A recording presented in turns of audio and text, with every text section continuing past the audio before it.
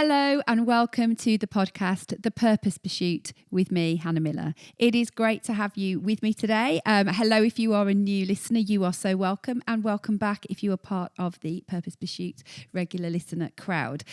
Today's episode is a really important one, and it's something that I am genuinely challenged by. This is not about criticising anybody else. It is about recognising that this is something that we can all do. And this episode is about toxic positivity.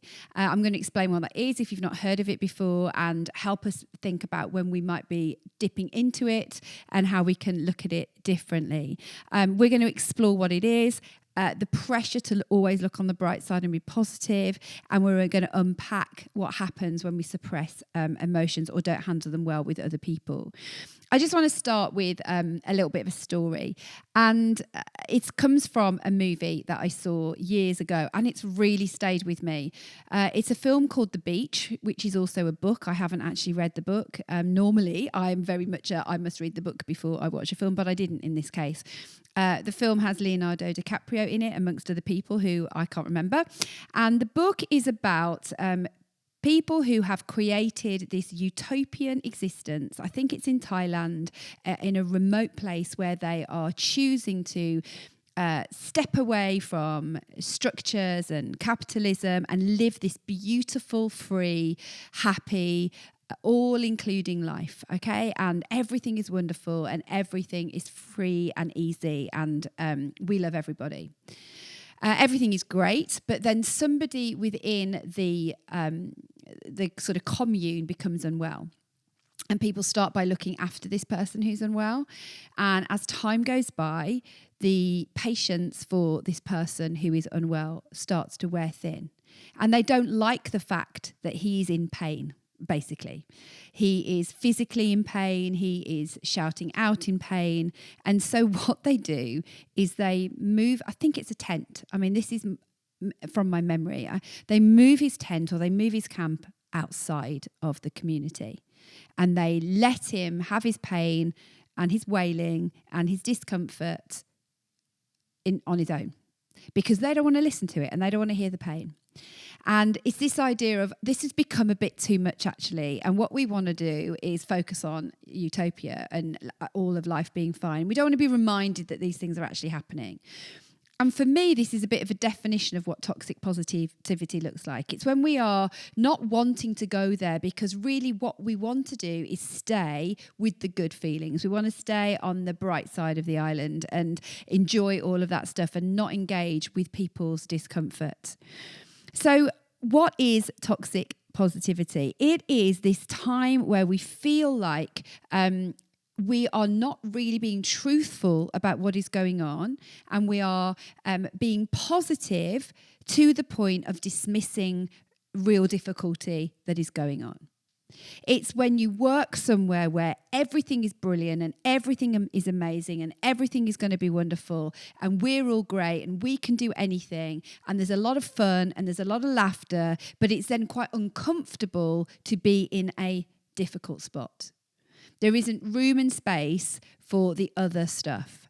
And actually, you know, it is more than just being positive. It's that whole good vibes only mentality. Have you ever seen that? Like, you see people have those lights in their kitchens, or good vibes only. And like, I get the point, but do we really want to say it's good vibes only? What are we going to do when somebody hasn't got a good vibe? Say, sorry, you can't enter the kitchen. You know, is that what we're trying to do? And toxic positivity is essentially good vibes only. You're allowed here as long as you are going to say it's good and it's great, and there's not, you know, we aren't going to deal with real difficulty and real pain. We're going to pop that to one side. And I'm not going to sit here as a judge and say I've never done this, because everybody has in some way, shape or form. We are not like perfect in this area. But sometimes we come across cultures or spaces or families where it really is difficult to approach these things. And some of it is what happens when people are in a difficult spot. Now, there is a truth, which is that actually beautiful things can come from painful times. That is a truth. There is a definite post-traumatic growth which takes place. But nobody in their trauma wants to hear about post-traumatic growth. whether it's true or not. You know, when somebody's had a loss or a bereavement, or they're incredibly ill, or it doesn't even have to be that kind of loss. It could be that their marriage has broken down, or it could be that they've not been able to buy the house they wanted to, or they got made redundant. Nobody wants to hear right in that moment that they're going to experience post-traumatic growth if they choose, even if that's true. What they need is to be able to be in the space that they are in that moment. And I'm going to come on to that in a bit more, what that looks like. So toxic positivity is not just being positive, it's this good vibes only. It is saying things that feel dismissive rather than supportive. So we were just chatting about this and, put it out on Instagram as well. What sort of ridiculous things have people said? And Zoe Clark Coates, who's a friend of mine who works in bereavement, one of the things that frustrates her the most is when people say everything happens for a reason, or your baby was just too good for this world, or your baby is an angel, and so on. And she's like, well, no, it's not. It's none of those things. And everything doesn't happen for a reason. Some things are just really awful and nobody needs to do that. That is something that we say when we're trying to be helpful. And even if there is truth, again, like I said, that things can weave through into growth for our lives, that is not something somebody wants to hear. Crisis to chrysalis is apparently another one. I've not heard that before, but I'm like, what does that even mean? Some people might even say, when are you just going to get over it? When are you going to move on? Again, that is not the same as encouraging people to deal with their stuff. That is like, saying, when are you going to get back to normal? Or you've just got so much you need to be grateful for. I mean, yeah, that's true. And to be honest, that's probably one I've definitely done. I do that with my kids. When they're moaning about something, they do probably sometimes need to hear that they need to be grateful, but they also need to just be able to say something was rubbish, especially if it really was. I suppose it depends what the thing was. I'm going to be interviewing, actually I'm recording it later today and it'll be out soon, an interview with a woman called Emily McDowell. And I don't want to say too much because we're going to cover her story in the session. But one of the things about Emily's story is that she was diagnosed with cancer in her 20s and was seriously poorly. And she's an artist and a creative person.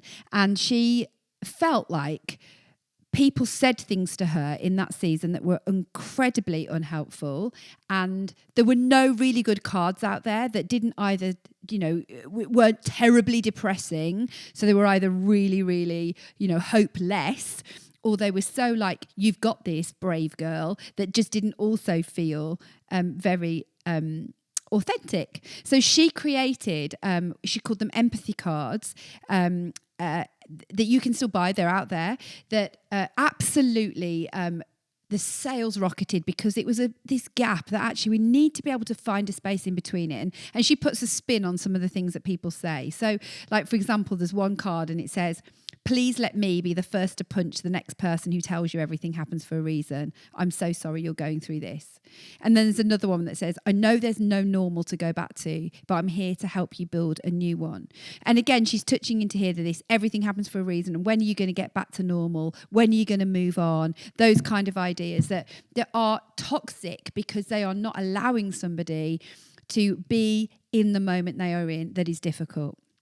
And I wonder whether sometimes it comes about because if you haven't experienced yet something that is more significantly traumatic, the frame of reference for that will be difficult for you to necessarily associate with, and you're thinking you want someone to get, and also maybe it's because you just want somebody to get better and you don't realize that these things are going to be part of who they are forever, even though with time things will look different.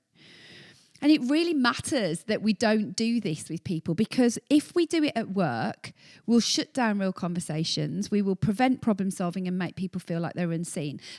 Let's move away from bereavement and all of that for a moment and just think, if somebody is like challenged at work and something is difficult for them, a difficult relationship, or they think there is a problem with the way we're doing something, or there's a problem with the system even, it can just be as literally as unemotional as that.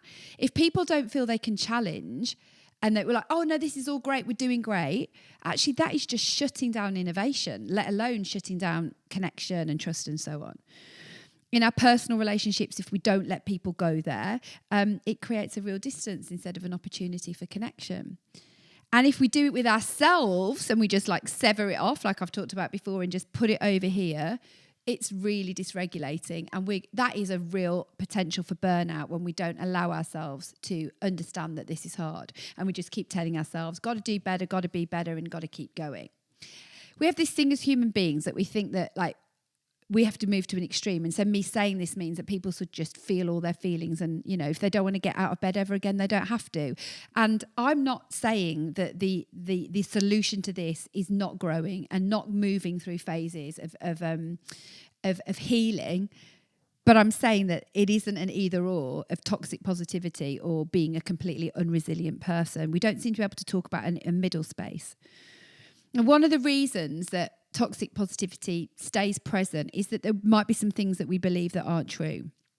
So one of them could be that we do it ourselves because we think if we're honest, we're going to look like we're weak. If I don't put a positive spin on this and say, but I'm fine, I'm doing all right, you know, lots to be grateful for, it looks like we don't have the building blocks to keep going. And people might think that we're not resilient. And so we have to be able to put that spin on, especially if that's an expectation that's around you. But actually, if you can be real about struggle, people will trust you. You are a human being and you will experience times of struggle. Sometimes life has got so many extra pressures on us that we can remain hopeful, but actually life could be really very difficult. And that all we can manage to do is to show up. I think another reason it continues to carry on is because we believe negativity is just a bad thing, you know, for all sorts of reasons. The culture you grew up in, the communities that you were in, it's wrong to be negative. It's wrong to say ungrateful things or whatever. That's that good vibes only. But the truth is that not all negative emotions are unhealthy, and actually some are just totally necessary. What made us think that we shouldn't feel sad? You know, what's made us think that we shouldn't feel disappointed and frustrated? And actually that difficult emotion can actually trigger change. So when we're frustrated and we talk about the frustration, change can take place. So I don't want us to actually just box toxic positivity as just being about serious major life events like major loss and bereavement. I want us to bring it into just the stuff of life, the ins and outs of every day, when we don't go there and we don't say, actually, this was difficult or this frustrated me. Because when we actually are honest with that stuff in the right way, growth happens. And when we recognise something's made us sad, we can think about, well, why did it? You know, I'm allowed to feel sad. Another reason we stay in toxic positivity is that what we might believe is that if I focus on a problem, I'm just going to get stuck in this place and I won't ever get out of it again. So we'll pretend it's not really going on and then we'll be fine. I can't tell you the amount of people I've worked with who have thought that by not bringing something up at work or in their personal life, it will go away. And I can't tell you, because there aren't any situations of when that's actually worked out for them. It's just ended up getting bigger. I honestly can't think of something where and ignoring a problem doesn't make it go away. There might be times where you decide not to deal with something because you haven't got the emotional capacity for it, or the person on the receiving end isn't going to receive it well, but it probably won't go away. Facing what's going on gives us the capacity to then see change. So, like, you know, if you have a splinter in your foot and you just leave it, it isn't going to go away. You might be able to ignore it for a bit, but you could well cause a really bad situation. My son, who's in New Zealand, cut his foot open recently. They were doing this outward activity where they were going and hunting fish in the sea, and it was all very primal, and he was trying to really engage in the whole primal aspect of it, and he told me the story and said how he hadn't got any shoes on, and then he cut his foot open in the process of trying to be Mr. Hunter-Gatherer, and then he ignored it, which ended up needing a hospital visit and something to get rid of the infection. You know, things fester if we don't sort them out properly and get to the root of the problem. And so staying positive doesn't make us stronger. Negativity or facing a problem isn't bad if it's done appropriately, and understanding there's a problem and getting to the root of it will actually enable growth rather than keeping us stuck there. So in different situations, it can come up in different ways. So I think toxic positivity in the workplace is around a really overly positive environment where challenge isn't particularly appreciated. People don't like constructive feedback. Often it can be an overflow of a really, really fun and positive environment where actually that has just bubbled over into people feeling quite uncomfortable or on the edge if they don't feel like that. And, if you've got a big team, there is always going to be somebody who's dealing with a big event in their life or in their personal life. And that doesn't mean that they, can't have joy and fun, but they also are going to have times where the burden of that feels heavy. And sometimes it can just feel like you work somewhere where we just don't do that. We leave this at home. Or it can just be that when people have concerns, leaders don't want to hear them. They want to just tell me what's good and what's working. Let's just push through. There's no space for constructive problem solving. And we've just got to constantly have enthusiasm and want to be here even when we're struggling. Now, what's better isn't to just be negative Nancy's or moaning Myrtles as from Harry Potter.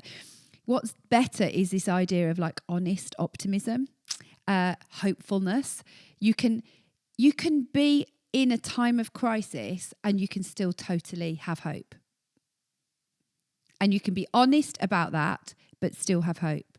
And that is about saying, do you know what? This is really hard, but we will get there. We will figure this out. We will get through this together. And that is an in-between space. It's not like, oh, come on, don't worry about it. Just keep going. Be grateful. It's about saying, do you know what? This is difficult. There's probably some changes we need to make. At home, it's about sometimes just being well-meaning, but not being willing to give something the time and place. And I definitely have to recognise that I do this sometimes. I love to problem solve and I want to come up with solutions and I want to encourage gratefulness.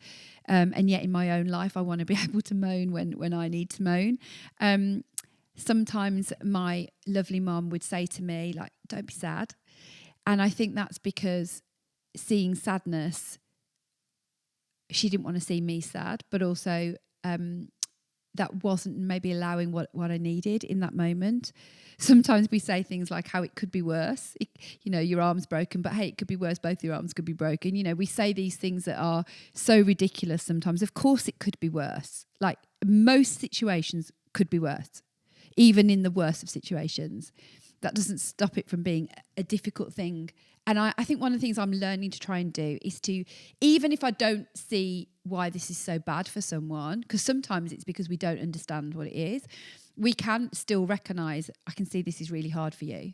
I think that is something that we can do, even when we can't see why this has upset someone so much.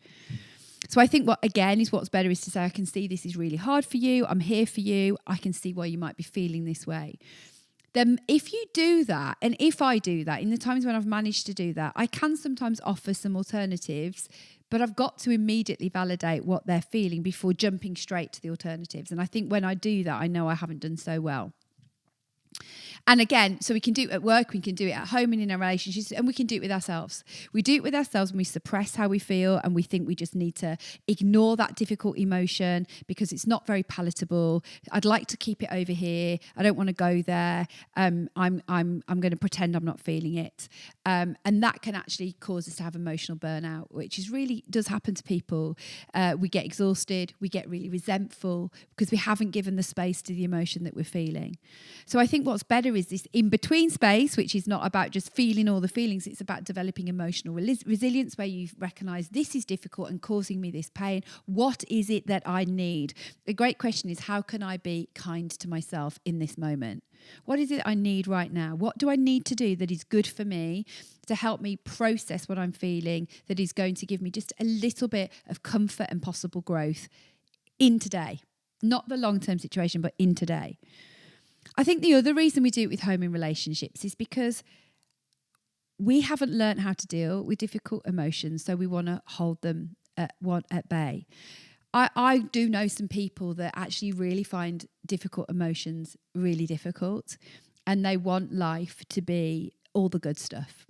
They want life to be the holidays and the fun and who doesn't? Like, I want life to be those things. But to the point that when there is the difficult stuff for somebody that they love or care about, they don't really know what to do because I don't really want that to feature in life, because I think it makes them think that they're vulnerable to those experiences themselves at some point, which, by the way, we all are. And I think life isn't as full if we don't let it be all the things that it needs to be. Life is fuller and richer and more whole when all of this stuff is allowed to have its place. So we need to not self-sabotage by pretending everything's fine, not saying when we're struggling, not just trying to fix stuff, and fearing negative conversations. I think we need to be able to get that. So in the different ways we need to, with ourselves, be honest when everything isn't fine. With ourselves, in relationships, we need to say, this is difficult for me. I think we need to, in the workplace, have those difficult conversations, even if the outcome isn't what we would hope it to be. I was speaking to somebody the other day who's been quite brave and brought up a problem at work, and she hasn't got the solution she wants. But I'm trying to help her see that she's now got a different choice to make. What does she do with this thing that didn't work out as she would hope it would? Or how does she pretend that she's fine? What does she do as her next step? And we need to just not try and fix a situation, but listen. That's stage one, before we then move on to what might be problem solving in the right time, in the right moment, or what is the next step towards the solving of the problem in terms of giving support. And I think I want to gently say here, what we do and the way we react and the way we respond sometimes is out of our own comfortableness and what we want. And I've written in my notes here, is it about making them feel better, or is this about making me feel better? And I mean that as a gentle challenge to all of us, including me. Like, when is it that I'm choosing this option? Because I just don't want to go there. I don't want to give you that time and space. I don't want to admit that this is how it is.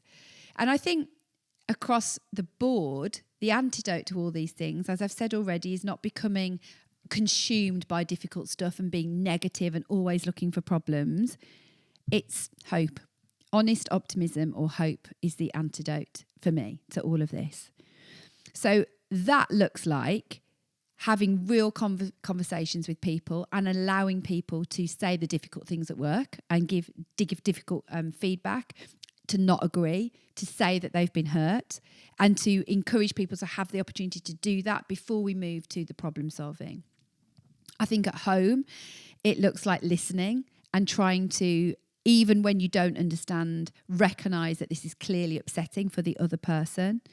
And it's avoiding saying things like those just do not say those maxims of everything happens for a reason. Oh, I think they were, something better will come. Because the reality is, it's just not the time and place to say that, just especially in the immediacy. It just isn't. And for some situations, it's never helpful because there never is a better thing. So even if somebody, like my nephew recently lost the sale of his house right at the very, very end, and long range view for that situation, they will find another house. Like they will obviously find another home and it will work out. But to say to him, when they've just lost their house a week from completion and lost a lot of money in the process, oh, never mind, I'm sure there's a better house around the corner, is the most absurd thing to say to someone. Even if that's actually what happens. That's not what they need in that moment. They need you to just go, this is rubbish. In fact, you don't even need to say anything. You can just put an arm around their shoulder or just recognise what's going on. It's not helpful in that moment to point that out. Obviously, that is where they might get in the long run. I think a really helpful thing to say to people when it's not about loss, not a situation of loss or bereavement, but something more around a tough thing in life. It might be encouraging them to say,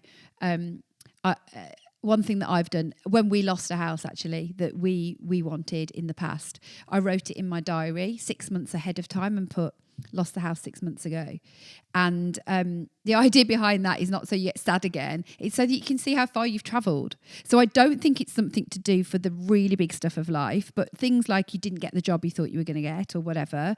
It can be quite a helpful reflective tool to help you see how far you've come since then. You've obviously got to be in the right mindset to do that. And I think with yourself, rather than doing toxic positivity with yourself and telling yourself to cheer up, do better, whatever, it's to stop and think, what is this feeling trying to tell me? Like, why do I feel a bit dysregulated today? I was a bit snappy this morning with my youngest son as we're getting ready for school.